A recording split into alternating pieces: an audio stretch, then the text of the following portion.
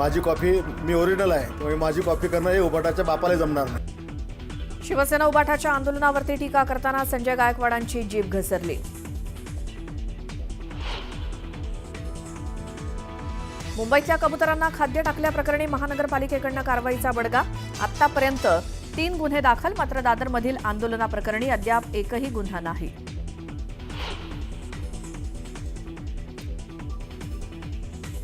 पंधरा ऑगस्टला चिकन मटण शॉप बंद ठेवण्याचा केडीएमसीचा निर्णय वादाच्या भोवऱ्यात. केडीएमसी समोर मटणाचं दुकान टाकणार, खाटीक समाजाचा इशारा.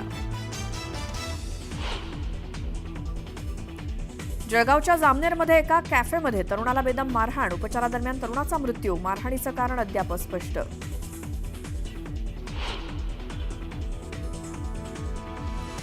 भिवंडीमध्ये भाजप युवा मोर्चा उपाध्यक्षासह आणखी एकाची हत्या. 4 ते 5 जणांनी कार्यालयात शिरून केली हत्या. हत्येचं कारण अस्पष्ट.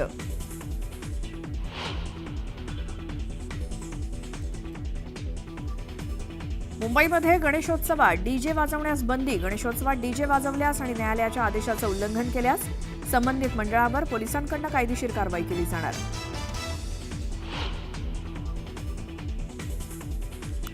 कुंडेश्वर दर्शनाला जाताना महिला भाविकांचा टेम्पो दरीत कोसळून भीषण अपघात. अपघातात 10 महिलांचा मृत्यू, 19 जण जखमी. महिलांचा अपघातापूर्वीचा व्हिडिओ आला समोर.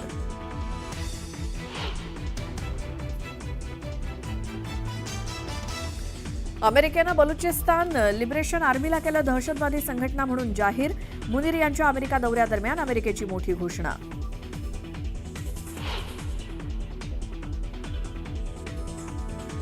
युक्रेनचे राष्ट्रपती झेलेन्स्की आणि मोदींमध्ये फोनवरून चर्चा.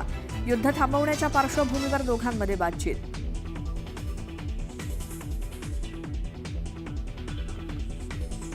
भविष्यात म्हाडाच्या घरांच्या किमती 8 ते 10% घटणार आहेत. सामान्यांना परवडणाऱ्या दरात घरं उपलब्ध व्हावीत म्हणून म्हाडा सातत्यानं प्रयत्नशील आहे. मात्र घरांच्या किमती निश्चित करताना रेडी रेकनर दराशिवाय विचारात घेतला जाणारा प्रशासकीय खर्च, बांधकाम साहित्याच्या किमतींमधील वाढ, गुंतवणुकीवरील व्याज आदी बाबी गृहीत धरल्या जात असल्यानं किमती फुगत आहेत.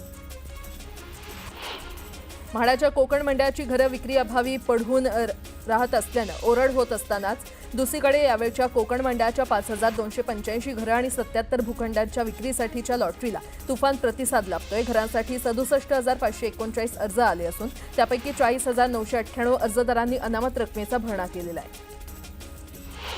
कल्याण शिळ रोडवर कल्याण तळोजा मेट्रो मार्गाचं काम सुरू आहे. मेट्रोच्या कॉन्क्रीट खांबावर गर्डर ठेवण्याची कामं करण्यात येणार आहेत. 11 ते 30 ऑगस्ट या कालावधीमध्ये 3 टप्प्यात ही कामं करण्यात येणार आहेत. या कामासाठी कल्याण शिळ रोडवर रात्री 12:15 ते पहाटे 5 वाजेपर्यंत वाहतूक बदल करण्याचा निर्णय घेण्यात आला आहे. रुग्णालयाच्या दर्शनी भागात रुग्ण हक्क संहिता, रुग्णालयाचे दरपत्रक, तक्रारीसाठी महापालिकेचा टोल फ्री क्रमांक, अग्निशमन दलाचं प्रमाणपत्र आदी लावणं महाराष्ट्र सुश्रूषा गृह नोंदणी कायद्यानुसार बंधनकारक आहे. यासह इतर नियमांचं पालन न केल्याप्रकरणी महापालिकेच्या आरोग्य विभागाने सोमवारी 7 खासगी रुग्णालयांना वेगवेगळ्या त्रुटींबाबत कारणे दाखवा नोटीस पाठवली आहे. इयत्ता 11वीच्या प्रवेश प्रक्रियेतील सर्वांसाठी ओपन टू ऑल फेरी सोमवारी संपली आणि या फेरीमध्ये एकूण 3,24,761 विद्यार्थ्यांनी कनिष्ठ महाविद्यालयामध्ये प्रत्यक्ष प्रवेश निश्चित केलेले आहेत. आता 11वी प्रवेशाची विशेष फेरी आजपासून सुरू होणार आहे. भटक्या कुत्र्यांनी देशभरात हैदोस घातला असून गेल्या 6 वर्षात तब्बल 2,78,00,000 लोकांचे लचके तोडलेले आहेत. महाराष्ट्रात 29 लाख लोकांना कुत्रे चावले. 2021 ते 23 या 3 वर्षात कुत्रा चावण्याच्या सर्वाधिक घटना या महाराष्ट्रात घडल्या.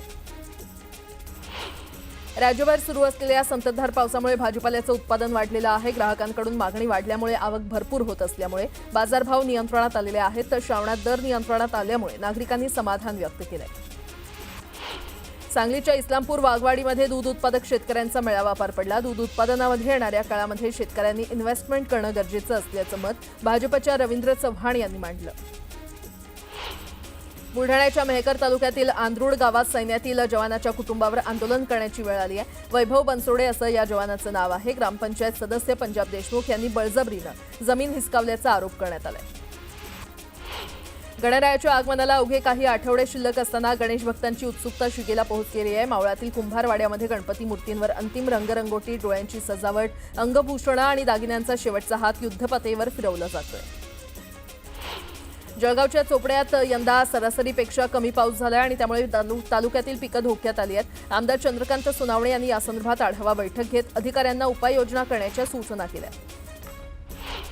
अकोल्याच्या बाळापूर मतदारसंघातील विकास कामांच्या निविदा काढण्यात भेदभाव होत असल्याचा आरोप करत शिवसेना उभाटाचे आमदार नितीन देशमुख यांनी सार्वजनिक बांधकाम विभागाच्या कार्यालयामध्ये ठिय्या आंदोलन केलं. तर सुरू असलेली कामं संथ गतीनं होत असून अनेक प्रलंबित कामांना गती देऊन लवकर सुरू करण्याची मागणी त्यांनी यावेळी केली. कर्जत तालुक्यातील मिरजगाव ग्रामपंचायतीवर माझी वसुंधरा योजनेतील निधीच्या गैरवापराचा गंभीर आरोप होत असून दोषींवर गुन्हा दाखल करून कारवाई करावी या मागणीसाठी आंदोलन केलं जात आहे. ग्रामस्थांनी बेमुदत ठिय्या आंदोलन केलंय. वाशिम जिल्ह्यातील मालेगाव शहरात कपड्यांच्या मोठ्या दुकानात भीषण आग लागली आणि यात जवळपास लाखो रुपयांचं नुकसान झालं असून आगीवर नियंत्रण मिळवण्यास अग्निशमन दलाला यश आलंय. लोणावळा शहरात गेल्या 1.5 महिन्यापासून सुरू असलेल्या घरगुती गॅस सिलेंडर चोरीच्या मालिकेला अखेर आळा बसलेला आहे. आकांक्षा गॅस एजन्सीच्या वितरण गाडीतून वारंवार टाक्या गायब होत असल्यानं लोणावळा पोलिसांनी सीसीटीव्ही फुटेजच्या आधारे सखोल तपास केलाय. गॅस आणि टाक्या चोरणारा चोर चिंतामणी पोळेकर याला बेड्या ठोकण्यात आल्या. प्रसिद्ध हास्य कलाकार कपिल शर्माला मुंबई पोलिसांनी सुरक्षा पुरवलेली आहे. कॅनडातील त्याच्या कॅप्स कॅफे या नावाच्या हॉटेलवर दुसऱ्यांदा गोळीबार झाल्यानंतर मुंबई पोलीस लक्ष ठेवून आहेत. ओशिवरा येथील कपिल शर्माच्या निवासस्थानी जाऊन पोलीस अधिकाऱ्यांनी त्याची भेट घेतली आणि या दरम्यान त्याला कोणती धमकी मिळाली आहे का याचीही चौकशी करण्यात आली. या दरम्यान कपिल शर्माला सुरक्षा पुरवल्याची माहिती पोलिसांनी दिली आहे. इंडिया आघाडीच्या खासदारांना ताब्यात घेण्यावरून उद्धव ठाकरेंनी सरकारवर टीका केली आहे. खासदारांना ताब्यात घेऊन सरकारनं लोकशाहीला काळीमा फासल्याची टीका ठाकरेंनी केली. मंत्र्यांवर आरोप झाले की आम्ही राजीनामे घ्यायचो, फडणवीस फक्त समज देऊन सोडतायत, तुमच्यावर कुणाचा दबाव हे सांगावं. मुंबईतील जनआक्रोश मोर्चात ठाकरेंनी फडणवीसांवर टीका केली आहे. जळगावमध्ये हनी ट्रॅप प्रकरण विरोधात राष्ट्रवादी शरद पवार गट आक्रमक झाला. आकाशवाणी चौकात गिरीश महाजन यांच्या व्यंगात्मक बॅनरवर जोडे मारून राष्ट्रवादी शरद पवार पक्षाकडून कार्यकर्त्यांनी तीव्र निषेध व्यक्त केला. हनी ट्रॅप प्रकरणात प्रफुल्ल लोढाची नार्को टेस्ट सीबीआय चौकशी झालीच पाहिजे अशी मागणी या आंदोलनाच्या माध्यमातून करण्यात आली. राहुल गांधींना जनता स्वीकारत नाही आणि त्यामुळे ते वैफल्यग्रस्त झालेले आहेत. त्यातूनच राहुल गांधी हे आंदोलन करतायत तर मतदारांचा अपमान करत असल्याचा आरोप राधाकृष्ण विखे पाटील यांनी केला. चंद्रपूर जिल्ह्यातील विविध राजकीय पक्ष आणि जनसंघटनांनी एकत्र येत महाराष्ट्र विशेष जनसुरक्षा कायद्याविरोधात जोरदार आवाज उठवला. जिल्हाधिकारी कार्यालयासमोर धरणे आंदोलन करत आंदोलनकर्त्यांनी हा कायदा अनावश्यक आणि बेकायदेशीर तसंच संविधानिक मूल्यांची पायमल्ली करण्याचा असल्याचा आरोप केला. मुंबई हायकोर्टाच्या आदेशानुसार मुंबईत डीजे वाजवण्यास बंदी घालण्यात आली आहे. गणेशोत्सव काळात डीजे वाजवल्यास पोलिसांकडून कारवाई केली जाणार आहे. राजे रघुजी भोसलेंची ऐतिहासिक तलवार अखेर सरकारच्या ताब्यात आली आहे. लंडनमध्ये सांस्कृतिक कार्यमंत्री आशिष शेलार यांच्याकडे तलवार सुपूर्द करण्यात आली आहे. 18 ऑगस्टला तलवार मुंबईमध्ये आणली जाणार आहे. नाशिकमध्ये शिंदेच्या शिवसेनेच्या बैठकीत राडा झाला. शरद पवारांच्या राष्ट्रवादीचा पदाधिकारी बैठकीत शिरल्याचा आरोप करत 2 गट आपापसात भिडल्यानं गोंधळ उडाला. एकमेकांची कॉलर पकडत शिवीगाळ करण्यात आली. भारतीय जनता पक्षाकडून मलकापूर शहरात तिरंगा रॅलीचं आयोजन करण्यात आलं. भाजपचे जिल्हाध्यक्ष आमदार अतुल भोसले यांच्या उपस्थितीमध्ये भारत माता की जय आणि वंदे मातरम अशा देशभक्तीपर घोषणा देत रॅली पार पडली. बुलढाणा जिल्ह्यातील सिंदखेड राजा तालुक्यात कमलाबाई माने यांची खासगी जमीन कुठलीही पूर्वसूचना न देता सार्वजनिक बांधकाम विभागाने आपल्या ताब्यात घेतली आहे. सार्वजनिक बांधकाम विभागाच्या या मनमानी कारभाराविरोधात सिंदखेड राजा वासियांनी तहसील कार्यालयावर मोर्चा काढला. शहरातील कमलाबाई माने यांची शेतजमीन त्यांना सन्मानपूर्वक परत देण्याची मागणी या मोर्चाच्या माध्यमातून करण्यात आली. आमदार अर्जुन खोतकर यांनी खाटीक समाजाविषयी केलेल्या वादग्रस्त वक्तव्याचा निषेध करण्यात आला. तक्रारी अर्ज देण्यात आला असून 15 ऑगस्ट 2025 पर्यंत त्यांच्यावर कारवाई झाली नाही तर उपविभागीय दंडाधिकारी बारामती यांच्या कार्यालयासमोर आंदोलन करण्यात येईल असा इशारा हिंदू खाटीक समाजानं तक्रारदार करण इंगुले यांना दिलाय. मुंबईतील कबूतरखान्यांवरील बंदीवरून जैन धर्मीय आक्रमक झाला असतानाच आता सुप्रीम कोर्टानं या प्रकरणी महत्त्वाचा निर्णय दिलाय. त्याचवेळी जैन समाजाच्या मुनींनी थेट शस्त्र हाती घेण्याचा दिलेल्या इशाऱ्याचे सलग दुसऱ्या दिवशी पडसाद उमटल्याचं पाहायला मिळालं. पाहुयात. कबूतरखान्यांवर आता सुप्रीम बंदी.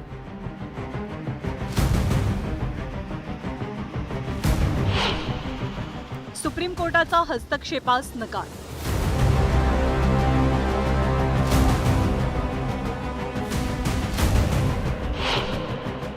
मुंबईतले कबूतरखाने बंदच राहणार.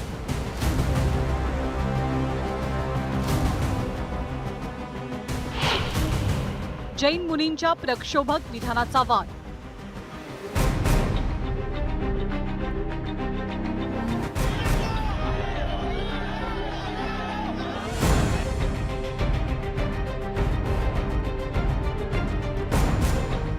मुंबईमध्ये सर्वसामान्यांच्या आरोग्याचा धोका विचारात घेऊन उच्च न्यायालयानं कबूतरखाने बंद करण्याचे आदेश दिले। या आदेशानंतर जैन धर्मीय आक्रमक झालेले असताना सुप्रीम कोर्टानं सुद्धा ही बंदी कायम ठेवली आहे। या बंदीविरोधात दाखल याचिकेवरच्या सुनावणी दरम्यान सुप्रीम कोर्टानं हस्तक्षेपास नकार दिला। बंदी उठवायची असेल तर हायकोर्टात जाऊन आदेशात दुरुस्ती मागू शकता असं म्हणत सुप्रीम कोर्टानंही मुंबईतले कबूतरखाने बंदच राहतील यावर शिक्कामोर्तब केलं। जे कोर्टाचे आदेश असतील त्याचं पालन आम्ही करू आणि आम्ही असाही प्रयत्न करू की आता काही लोकांच्या भावना याच्यात जुळलेल्या आहेत, तर मुंबईमधला जो निर्मनुष्य एरिया आहे, संजय गांधी नॅशनल पार्क असेल किंवा अशा भागामध्ये कुठे जर अशा प्रकारे फिडिंगची व्यवस्था ही फॉरेस्टच्या नियमामध्ये बसून करता येत असेल तर त्याचा देखील विचार हा आपल्याला करता येईल। खरं तर जैन धर्मियांकडनं सुरुवातीपासूनच या निर्णयाला विरोध होतोय। गेल्याच आठवड्यात दादरच्या कबूतरखाना परिसरात जैन धर्मियांनी आक्रमक आंदोलन छेडलं, ज्यात हातात चाकू सुऱ्या घेऊन कबूतरखान्यावरचं आच्छादन फाडण्यात आलं।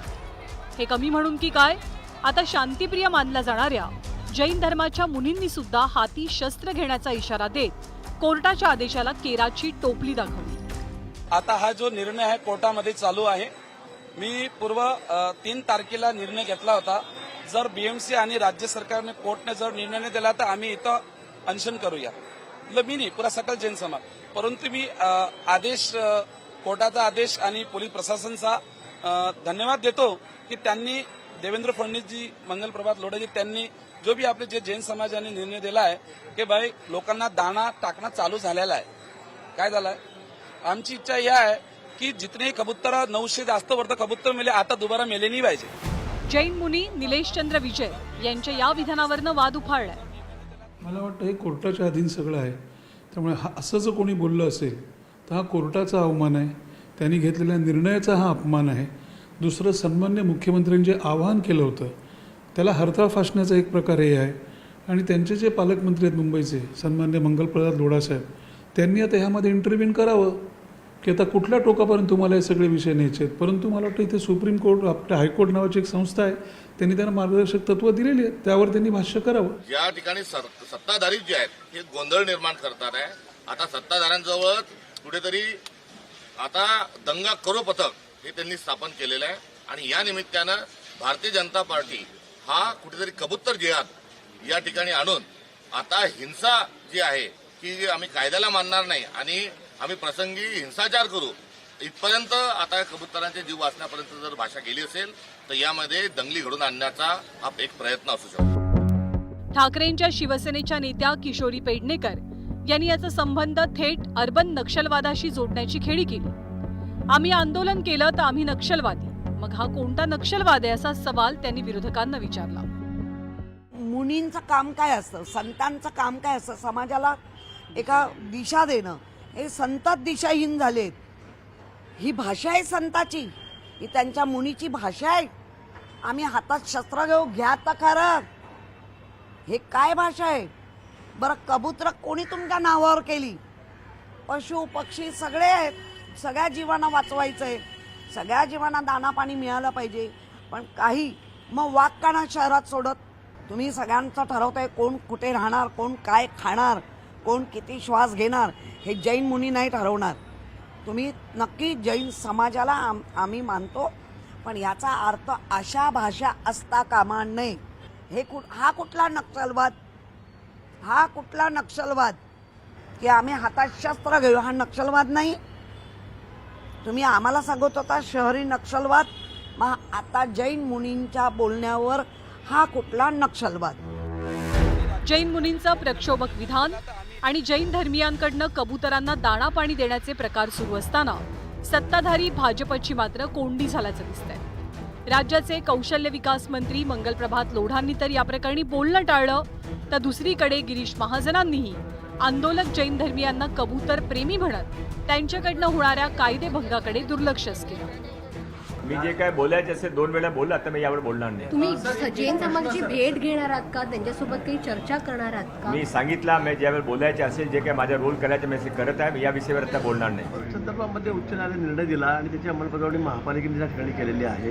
पण तरी काही कबूतरप्रेमी जे आहेत, पक्षीप्रेमी जे आहेत, त्यांचं म्हणणं होतं की नाही नाही आम्ही त्याला तिथे जाऊ. मग परवा खूप मोठा गोंधळ झालेला. मी उत्तराखंड बघितला उत्तराखंडातून त्या ठिकाणी बघितलेला आहे.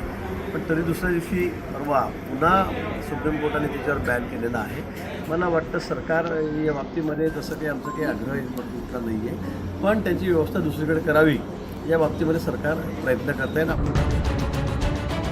आधी हायकोर्ट आणि आता सुप्रीम कोर्टानंही कबूतरखान्यांवरची बंदी कायम ठेवली आहे. भूतदया आणि पुण्य मिळवण्याच्या नावाखाली सर्वसामान्यांच्या आरोग्याला बाधा पोहोचवणं योग्य नाही. त्यामुळे आता तरी धर्माच्या आडून सुरू असलेली ही कायद्याची पायमल्ली थांबेल अशी अपेक्षा आहे.